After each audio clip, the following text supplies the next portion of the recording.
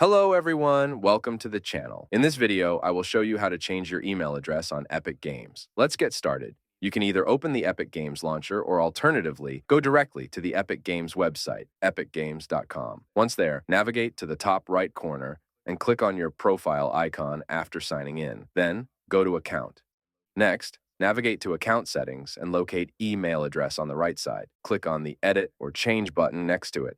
Type in the new email address you want to use. Keep in mind that a security code verification is required to make this change.